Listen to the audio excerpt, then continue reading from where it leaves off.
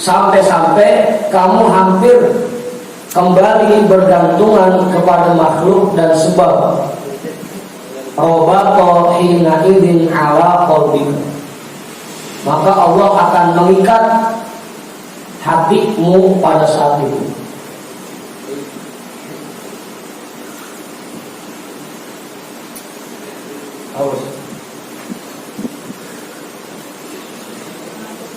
Saking sayangnya Allah sama hambanya, begitu hambanya rasa-rasanya mau melenceng, mau keder, langsung diingetin lagi.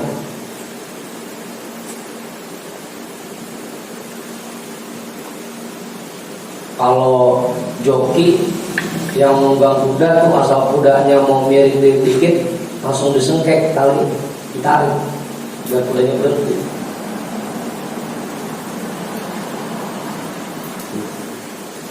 Buru-buru langsung dilemperin lagi.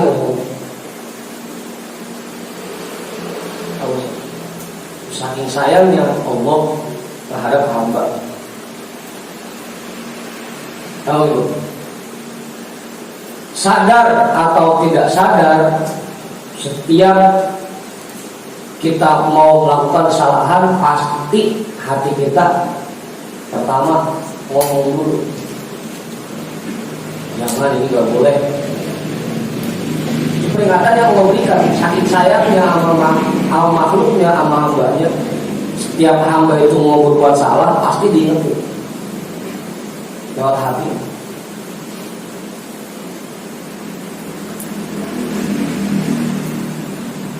Bang Kamal rumah-rumahnya udah hampir kagak berangkat ngaji malam Jumat, awal amat ini ya. Langsung dia lagi, udah yang berangkat, kewajiban ini biar berat-berat dikit, berangkat juga dan ngomong juga. Tahu ibu?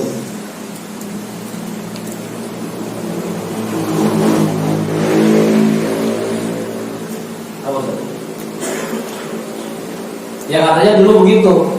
Kalau guru masih sayang sama muridnya, begitu muridnya mau salah dikit langsung ditegur. Jangan begitu, kalau boleh. Katanya kalau guru masih sayang sama murid, begitu muridnya mau salah dikit langsung ditegur. Kalau udah kagak sayang pisan, bodo amat Anda. Lu mau lagu apa kek, lu mau kerjain apa kek, mau jadi kodok kek, mau jadi ular kek, bodo amat dah. Itu guru udah bersayang sama muridnya, udah dilepas, udah dibubar, serah udah mau jadi apa kek. Allah pun seperti itu. Kalau hambanya itu masih disayang, begitu rumahnya mau melenceng, langsung disengkek lagi, ditarik lagi. Dari keder. Nomor-nomor bang udah lama kagak datang, ditarik lagi, mau hadir lagi, ditarik lagi. Apa ya?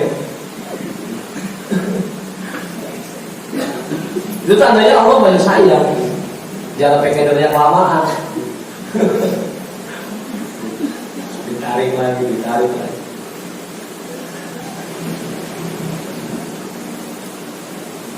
Cuma ini yang harus kita perhatiin. Allah pun ngasih peringatan ke hambanya, istilahnya ada bosannya. Sekali diperingatin masih ngelawan juga, 2 kali diperingatin masih maksain juga, 3 kali, 4 kali, kalau masih dulu aja udah dilepas. Bodo amat dah, mau jadi apa kan?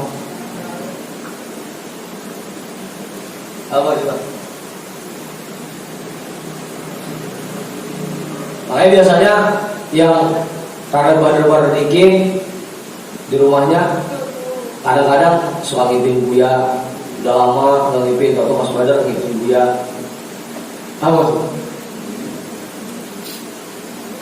Udah lama pasan. Lagi bener bakal pernah ngipin buya, pas datang bro, ngipin buya, apa ini? Itu tadinya masih diingatin, ayolah balik. jangan pengen dari jauhan. Itu cara Allah, termasuk kasih sayangnya Allah terhadap hambanya begitu. Asal hambanya romana mau keder, hatta takadu tarji'u ilal khalqi wassababi, hampir-hampir hambanya itu kembali bergantung terhadap makhluk dan sebab. Langsung robato hina idin ala qalbihi, langsung diikat lagi hatinya berasa ditarik lagi. Bang Ma'ruf udah hampir setahun nggak ngaji, tarik lagi ngaji Bang Ma'ruf. Bang Hendrik udah ngilang, kanjlek mana tahu, udah ditarik lagi. Itu tadinya masih disayang, kalau masih diingat itu masih disayang. Awalnya, kalau udah di luar susah, pulau atau ngaji kayak kagak, kayak buru amat, tanyain kagak, keluar kagak, itu udah rasa bisa.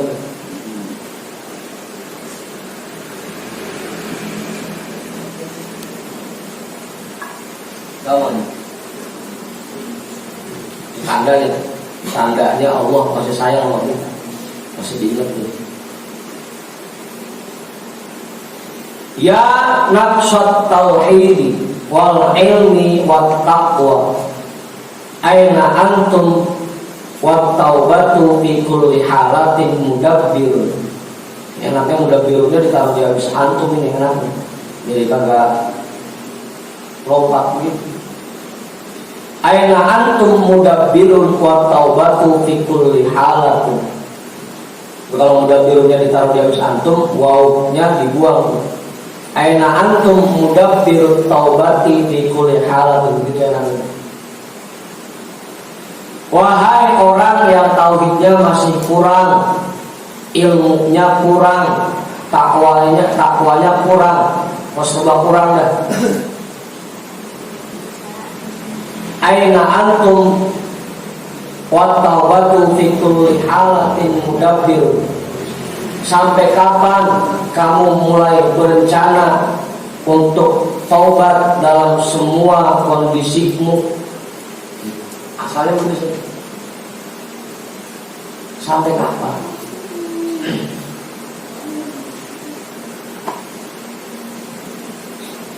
Kita biasanya begitu, kalau udah mentok baru dah mentok baru.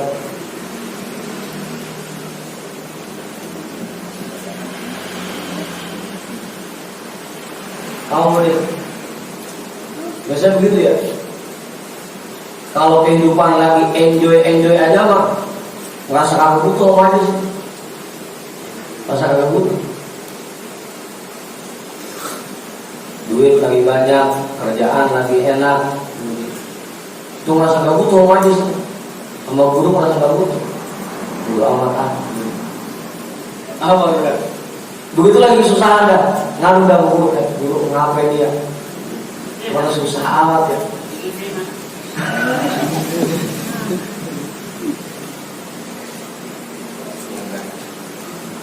Lagi jaya buru-buru inget.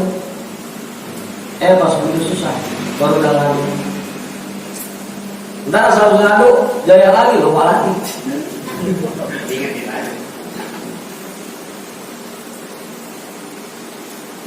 Mak kita seringnya begitu, kalau udah bentok baru udah ingat sama Allah. Ya Allah, apa ya bisa begini amat? Apa?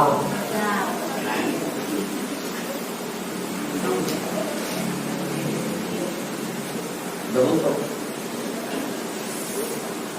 baru udah taubat. Yang tadinya nggak pernah pegang tasbih, dia pegang tasbih. Pegang doang.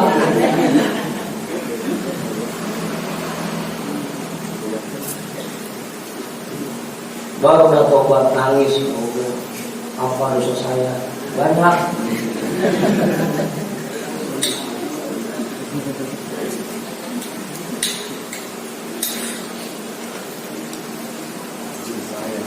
Awan itu pun masih disayang.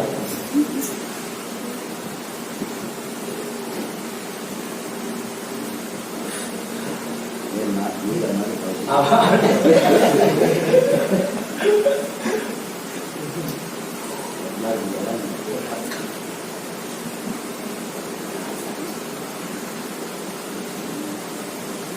Artinya begitu, Allah kalau ingin hambanya dekat dengannya, hambanya ingat kepada Allah, dikasih bala dan ujian, dikasih kesulitan, kesusahan, agar hambanya itu mau meratap kepada Allah. Lanjut. Dikasih seneng ya, pada ingat-ingat, kasih susah dah, baru itu. Baru.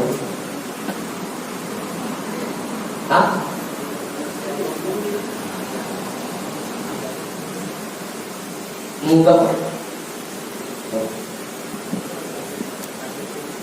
Itu mau apa dulu aja.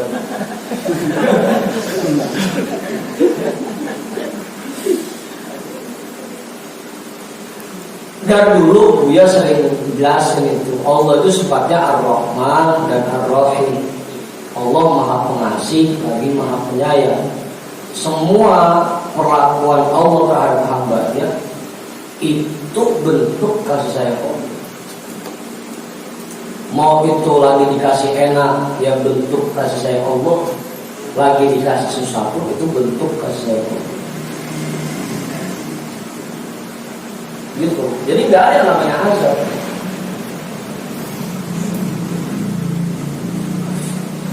Semuanya bentuk kasih sayang Allah. Dikasih bahagia itu kasih sayang Allah, dikasih sengsara pun itu bentuk kasih sayang Allah.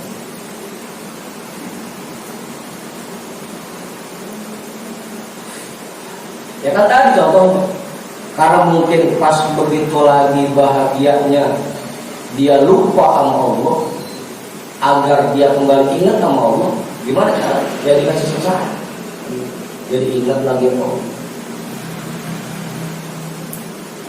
Lagi kaya mah agak pernah ingat sama Allah, biar ingat lagi gimana caranya? Dikasih miskin, dikasih susah, jadi ingat lagi. Gitu kan? Semuanya bentuk kasih sayang Allah.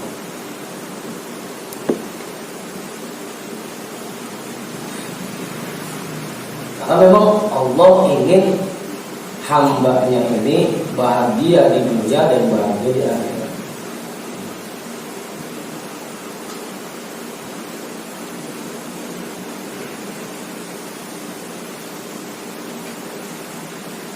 Karena dia begitu.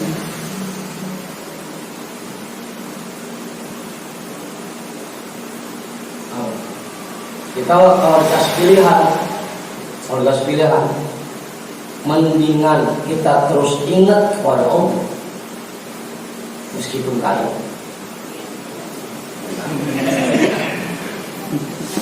Ya kan begitu kalau dikasih pilihan. Kan dua-dua dalam surah Al-Fajr itu jelas. Fa'ammal insanu idza mabtalahu rabbuhu fa'akramahu wa na'amahu. Allah apabila memberikan bala kepada hambanya, kepada manusia, dibikin mulia dia, dibikin kaya dia. Fa yaqulu rabbi akram. Selanjutnya wa amma idza mabtalahu faqadara 'alaihi rizqahu fa yaqulu rabbi ahan. Allah pun jika ingin memberi bala kepada manusia, dibikin terbatas rezekinya. Faqadara 'alaihi rizqahu, dibikin sempit rezekinya. Fa yaqulu rabbi ahan. Dua-duanya dikasih kaya, yaitu bentuk kasih sayang Allah. Dikasih susah pun itu bentuk kasih sayang Allah.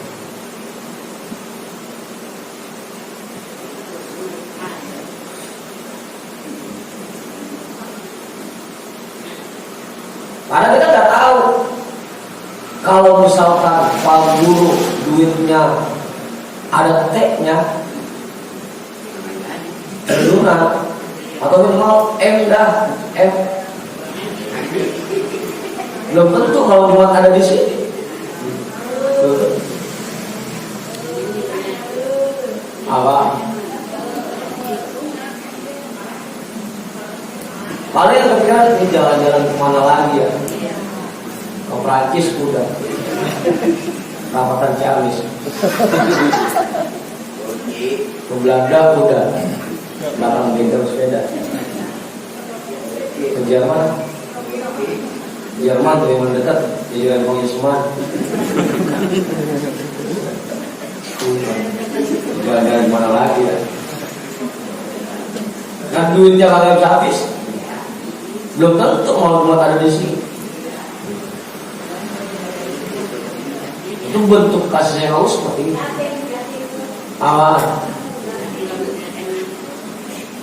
Jangankan sampai yang udah segitu duitnya, asal punya usaha maju sedikit, kalau malam mana gelap-gelap gitu, apa aja turun, apa jempolnya apa ini.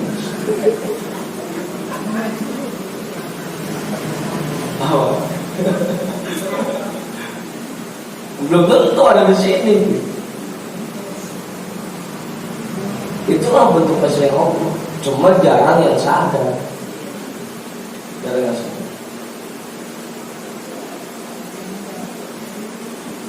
Makanya di Surah Al-Qadir itu disinggung tuh, manusia itu karena nggak ada puasnya dikasih kaya yang ngeluh, dikasih susah. Fayaqulu rabbi akramani Allah, kenapa sih saya dijadiin kaya begini? Punya usaha banyak, punya karyawan banyak, nggak sempat ngaji, nggak sempat ibadah. Kenapa sih dijadiin kaya begini? Dikasih susah, ngeluh juga. Fayaqulu rabbi akramani Allah, apa sih saya dibikin susah begini?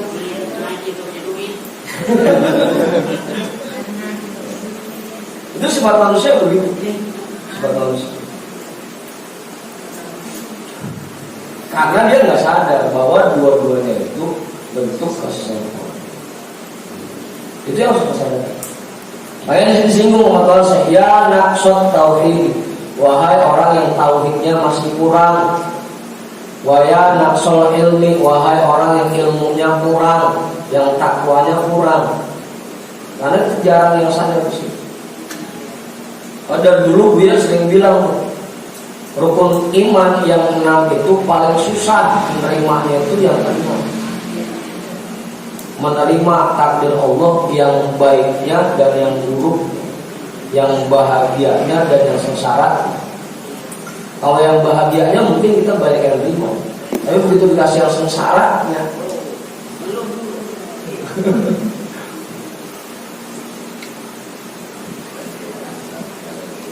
apa? Iya, Ustaznya cuma ngaji doang masih.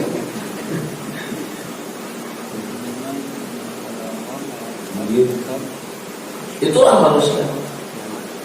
Kondisi. Mau sampai kapan kita begitu? Kagak sadar-sadar juga. Aina antum wa taubatu fi kulli halatin mudabbir. Sampai kapan kamu berencana untuk bertobat dalam semua kondisi? Lagi bahagia ya tetap ibadah, lagi sengsara ya tetap ibadah. Lagi bahagia, lagi kaya ya tetap ngaji, lagi miskin.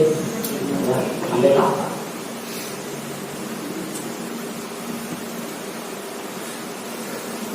Awas,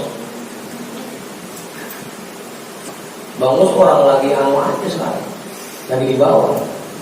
Ntar juga di atas dikit, jalan-jalanmu, sisi touring Solo, apa pakai Solo? Apa itu? Bahwa itu orang mobilnya masih hijau aja loh. Ntar ada mobil cakupan dikit tuh, jalan-jalan tuh, jalan apa itu?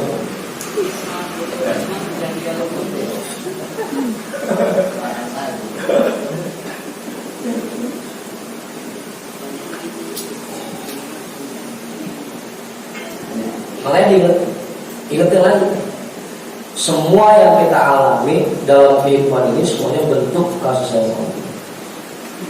Mau lagi kaya itu kasih sayang Allah, lagi susah pun kasih sayang Allah. Cuma ribetnya di situ, sadarnya susah. Awan.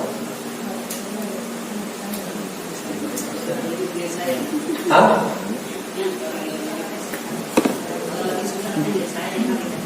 Lah, disayang.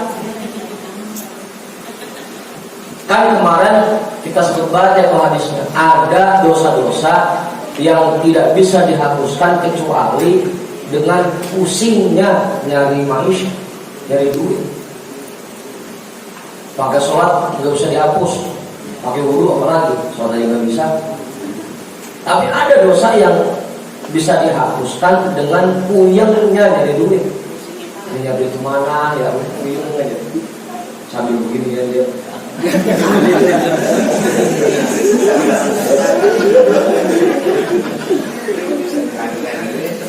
Makanya orang kalau nandai pengen kita tandai yang punya duit sampai kagak lihat tidurnya. Kalau tangannya di bawah punya duit, kalau begini punya duit.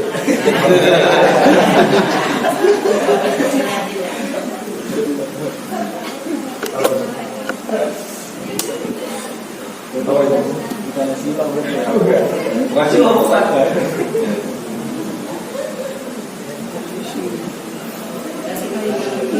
Hah? Digubur, nggak digubur kepalanya, saking puyengnya.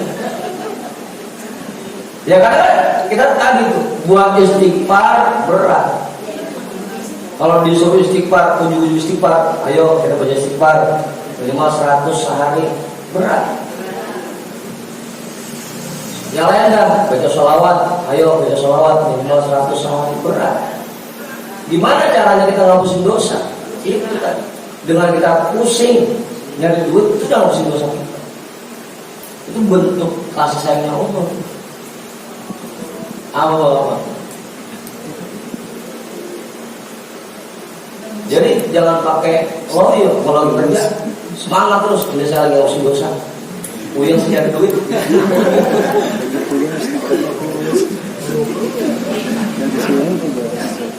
Apa?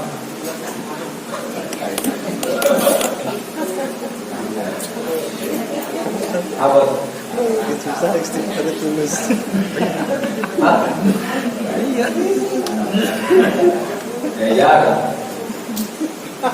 Makanya tadi kalau pada sadar bahwa semuanya ini bentuk kasih Allah, nggak ada yang merasa utama. Apa sih lagi beli?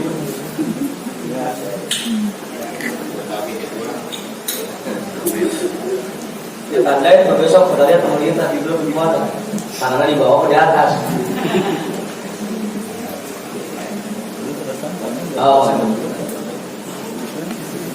Silo.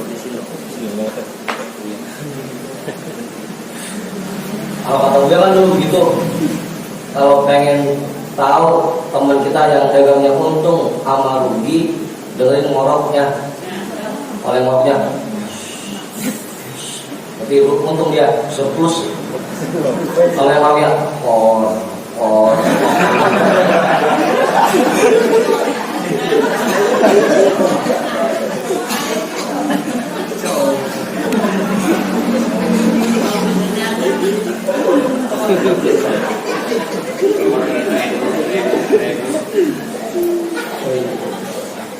apa?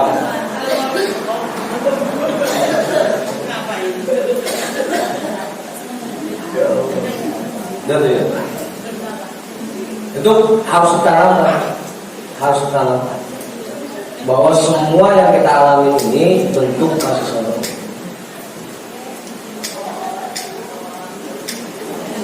Sehingga kita bisa terus ingat. Kalaupun misalkan kita lupa, pasti Allah akan buru-buru ngingetin kita lewat hati kita. Makanya tadi setiap orang yang mau melakukan kesalahan pasti ditegur oleh Allah. Jangan boleh. Mungkin kita maksain, udah tahu itu salah masih kita kerjain aja. Padahal teguran berarti ya. Al-aqlu bid-dini nifaqun wal aqlu bis-shadaqati sunnatun. Mencari duit mencari makan dengan menjual agama itu munafik. Dan makan dengan hasil kerja itu sunnah.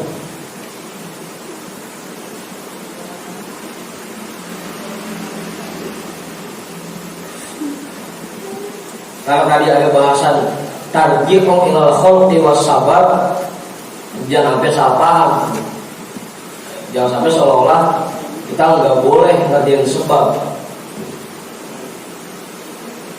Jangan salah paham. Sebab tetap kita kerjain, usaha tetap kita kerjain.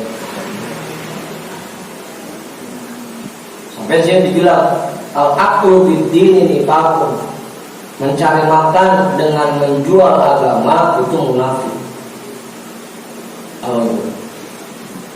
Tahlilan ngarepin angpau, khotib khutbah ngarepin angpau, ceramah ngarepin angpau, itu namanya menjual agama untuk mencari makan. Tahu?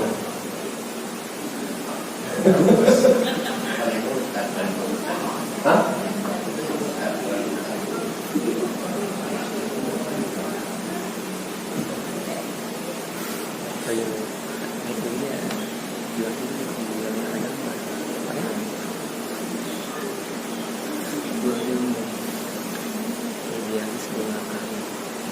Yang bukan.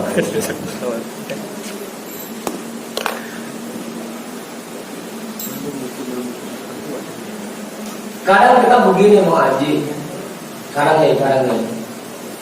Jadi kalau kita dengar hadis tentang sodako, hadis tentang infak, itu bukan diarahin buat diri kita.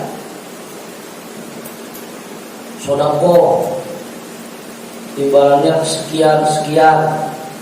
Kalau ke teman nilainya 1/10. Itu kita arahin buat orang-orang, ayo makanya sudah keluar.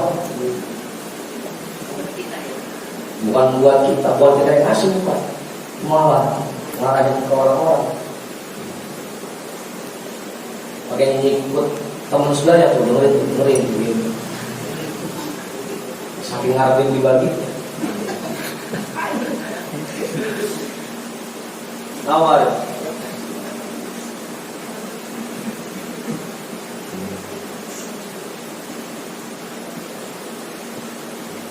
Itu namanya menjual agama.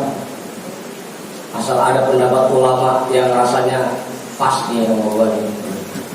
Udah ntar kamu udah kasih tahu kemarin bahasan lagi begini. Ada mau biar dia dikasih dibagi.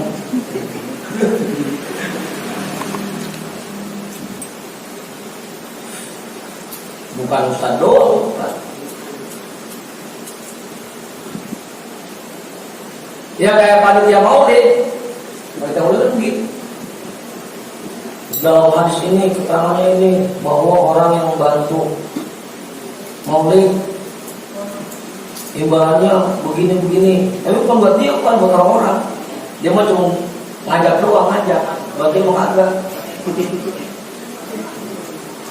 Tahu itu? Habis itu di proposal, hadis apa itu masuk ke proposal.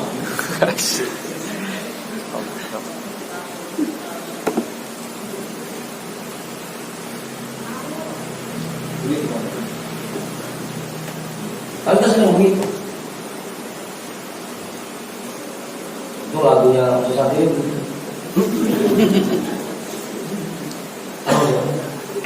Contoh. Mau pesantren, waktunya mati loh. Ayo sini bantuin. Bukan dia, bukan.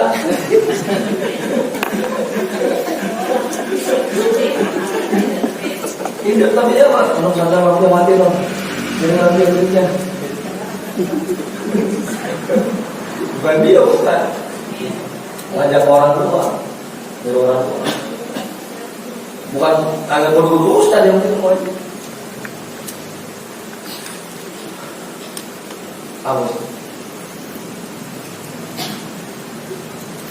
Wal aklu bisanati sunnatun, dan mencari makan dengan usaha, dengan kerja itu sunnah.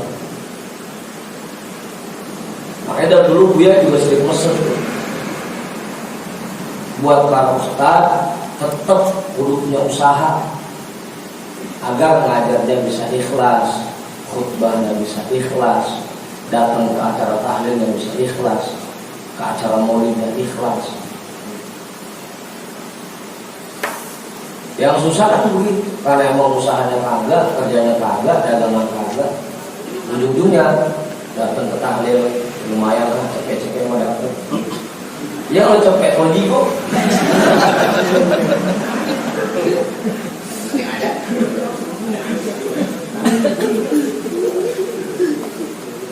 Begitu saya masih sendiri mau dulu bertitik, alhamdulillah 4 titik. Dapatnya banyak dong. Yang tempat di jigo, 4 titik baru cepet. Karena dia yang boros semua, tahlil dia bukan dia.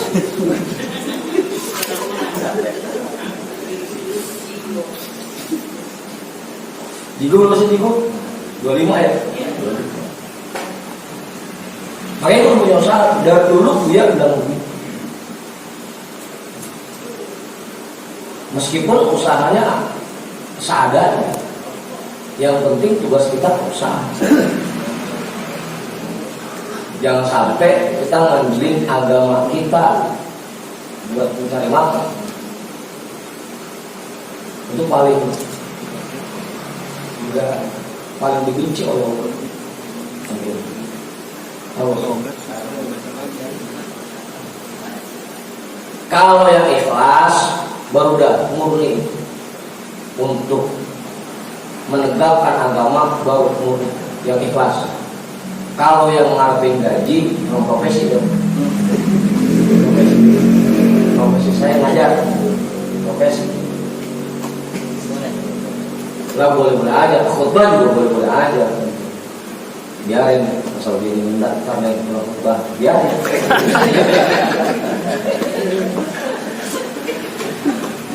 Minimal khutbahnya dia dapat nilai, dari ngasih nafkah buat anak istrinya dia dapat nilai kan.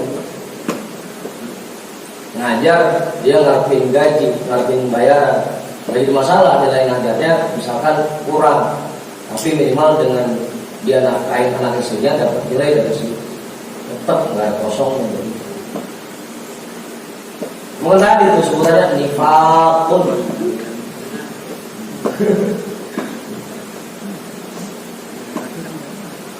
Gitu. Karena tetap kudu ada usaha. Meskipun usahanya seadanya, yang penting usaha. Ada pintu rezeki yang tersediaan. Apa itu? Tetap itu. Jadi jangan cuma ngandelin undangan, harus ada usaha.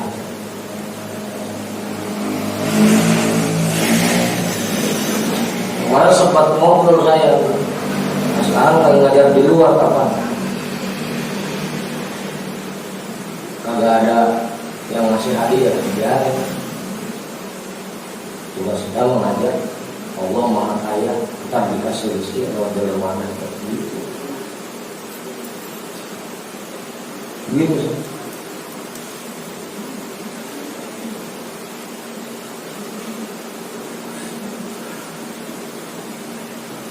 Jangan sampai kita nggak makan dengan agama itu munafik.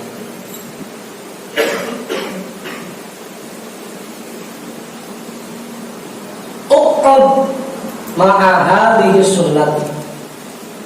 Tetaplah duduk bersama sunnah ini. Artinya jalani kehidupan dengan menjalankan sunnah usaha, sunnah kerja itu jalan.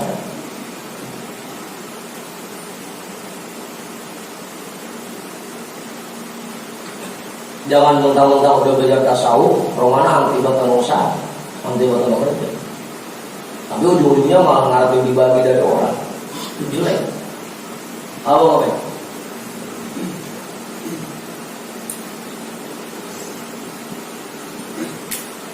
Apa deh?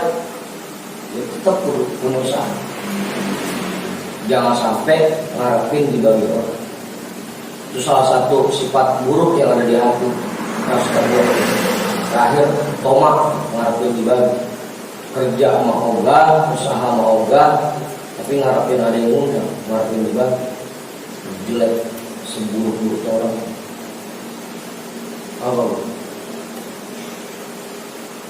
Sampai sini dibilang ma'ahadi sunnah. Teruslah duduk bersama sunnah ini, jalankan sebagai sunnatullah, sebagai sunnah Rasul. Bahkan Rasul sendiri datang. Sayyidina Abu Bakar sebelum diangkat sebagai khalifah, beliau datang.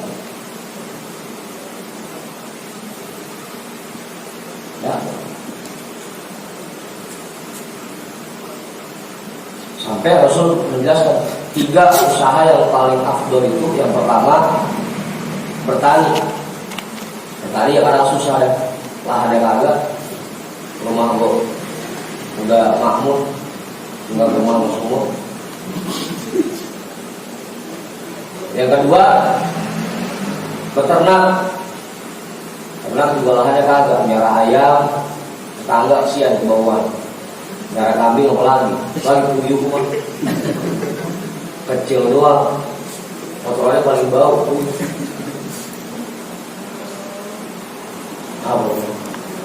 Yang ketiga dah ketahui opsinya.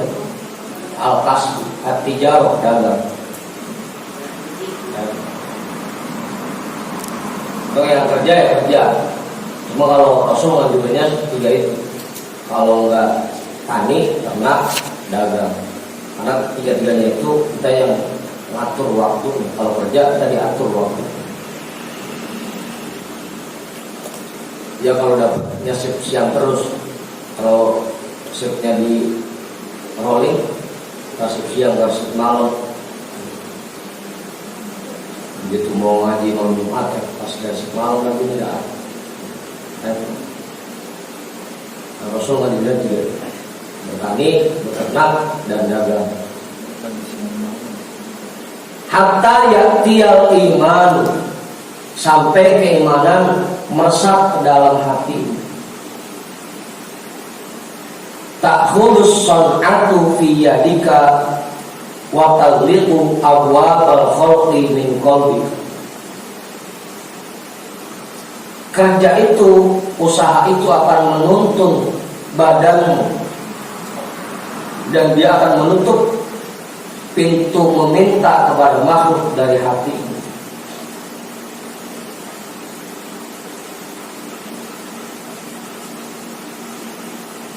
Minimal kita nggak minta lagi ke Allah, nggak ngasih di bawah, nggak kita kerja sih.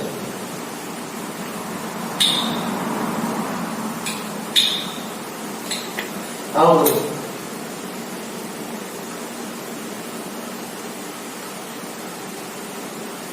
jadi yang udah kerja terusin kerjanya. Jangan sampai gara-gara ngaji jadi alasan buat berhenti kerja. Atau sebaliknya, jangan sampai kerja jadi alasan buat nggak ngaji. Dua-duanya jalan. Tahu? Yang kerja terusin, yang udah dagang terusin. Itu sunnah. Minimal dengan kita punya kerjaan dan kita punya usaha, kita nggak minta sama orang, kita nggak ngerepotin orang, nggak ngapain dibagi sama orang.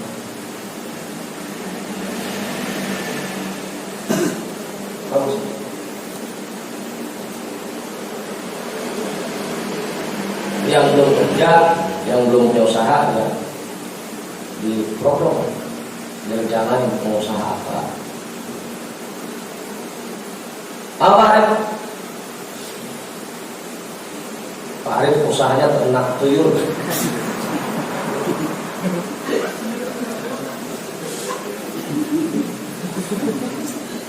Apa?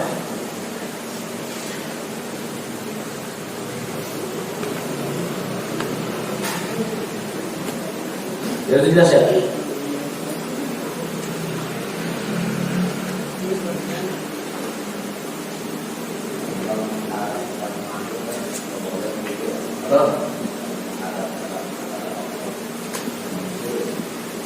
Apa ya? Oh. Emang gurunya begitu membuding, mengharap dan mengadu hanya kepada Allah. Gurunya begitu, mengharap dan mengadu kepada Allah.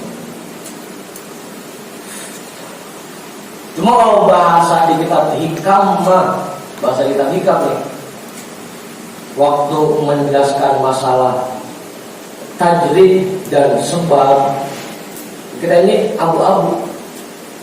Dibilang makom tajrid bukan, dibilang makom sebab bukan. Kalau makom tajrid emang jelas kerjaannya gelar sejadah, duduk, zikir dari pagi sampai ketemu malam, ketemu pagi lagi terus gitu. Agak begitu. Makom tajrid deh. Kalau makom kasar, makom sebab emang dia pagi-pagi keluar, mau kacau, mau yang tadi peralatan kerjanya dia bawa pagi-pagi, sore pulang, itu makom kasar. Ini kita kerja kagak, zikir kagak, nulis kagak, gelar sejarah kagak, kerja kagak.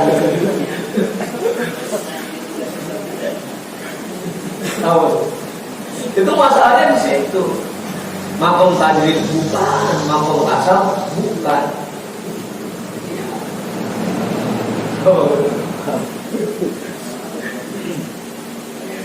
Iya, di hikam pun ada penjelasannya seperti itu. Kasab yang paling utama adalah gelar sajadah. Itu kasab yang paling utama, gelar sajadah. Di pinggir jalan begini.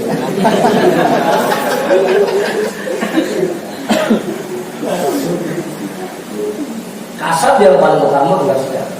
Terus mohon kepada Allah, ngadu kepada Allah, mengharap kepada Allah. Itu yang paling utama. Cuma kita jarang yang kuat kalau nggak itu mah. Lagi mau dirinya kurang paham lah, lagi yang sejadah ditapol lagi. Bukan keluar yang duit, duduk. Kalau yang udah paham sebenarnya, oke.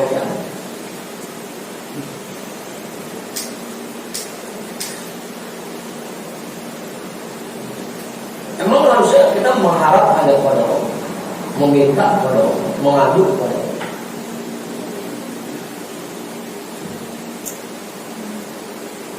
Sampai ikan-ikan dijelaskan begini, kasab yang paling utama adalah gelar sajadah.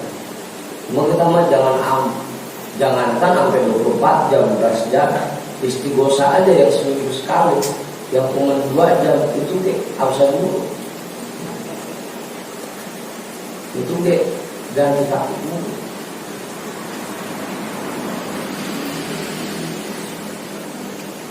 Makanya kalau soal amalan, kebanyakan sesat diri amalan sama saya. Dari gue udah apa aja dikasih, baca, dibaca nih. Bukan kejar yang kuat yang begitu. Nah, mau berikan dulu juga pernah dikasih. Sampai lagi nyetir kan, baca terus Subhanallah ya Hayyu ya Qayyum, Subhanallah ya Hayyu ya Qayyum. Itu kan saking khusyuknya sampai kadar 70 kilo. Ya kan dulu begitu bisa. Udah dikasih amalan yang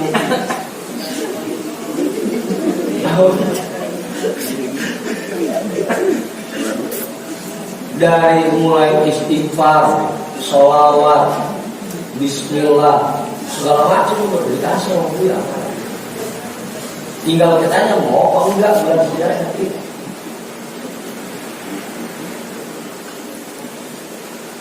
Nah, saya aja dikasih sama beliau bismillah itu 3 macam.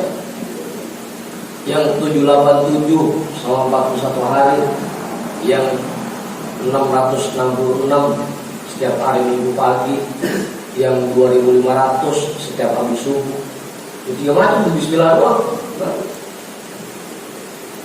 Sholawat, mau yang sholawat Jibril sallallahu alaihi Muhammad 1000, mau yang ya Rabbi bin Mustafa balik maqasidana wa qillana ma madha ya wasi'al karami 1000. banyak juga amalan. Salawat kamilah 4.444, ayat kursi 3.332. Banyak banget. La ilaha illallah 7.000, 100.000, 10 dari mulai dikit 11, 41. Tinggal mau bulan sejadahnya doang. Cuma kita jarang yang kuat. Ujung-ujungnya makom tajrid kagak, asap kagak.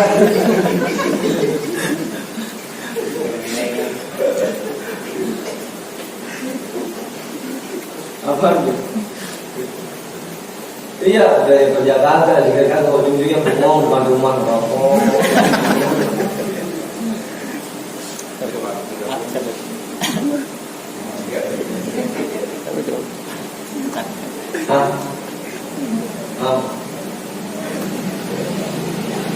Apa itu? Apa itu? Namanya enggak? Makanya sih diberitahu oleh Tuhan, jangan sampai kita ngerti juga.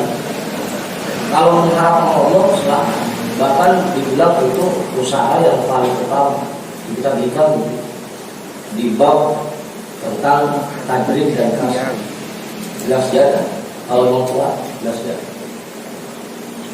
Amalan udah banyak dan tinggal kita baca lagi. Beliau udah banyak banget.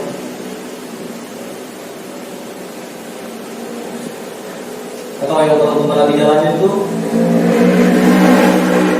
istighfar 100, sholawat 100, tasbih 100, terus Rabbana atina fid dunya hasanah 100. Itu orang lagi jalan. Itu kan dari dia tinggal milih yang mana. Kalau habis subuh paling 2.500 sholawat, saya itu udah bismillah.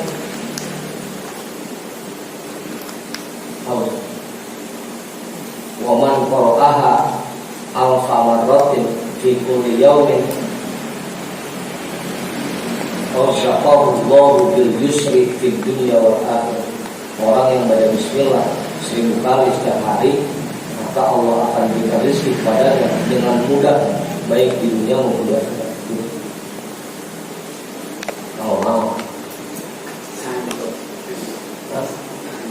Iya, kalau maju mengaji. Kalau bagus banget paling yang dipikirin kan kapan kerjaan ini.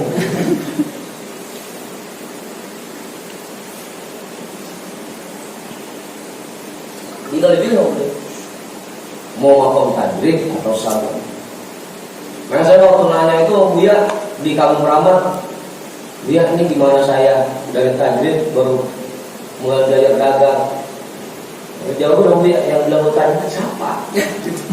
Emang kerjaan tidur dulu. Misalkan kita ngaji, ngajar, itu tajrid udah padahal belum.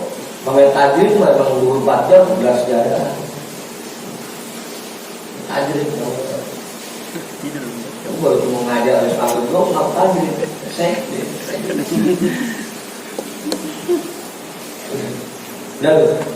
Lah, dulu udah.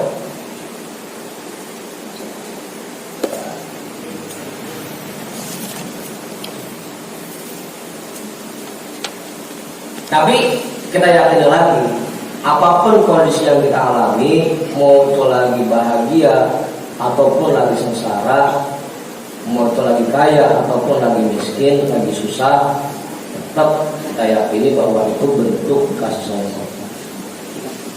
Jangan-jangan kan kita pahami bahwa Allah selalu ingin yang terbaik buat hamba. Jangan-jangan menurut Allah yang terbaik buat kita dikasih susah. Itu terbaik buat kita. Jangan-jangan begitu. Jangan-jangan.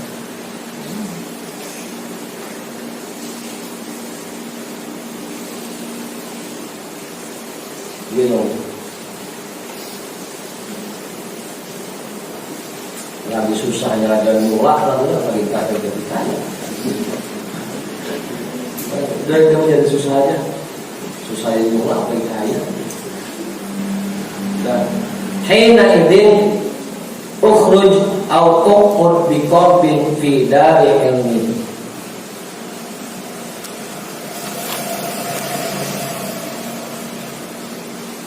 hina idzin. Kedua, wallahu a'lam bishawab. Alhamdulillah.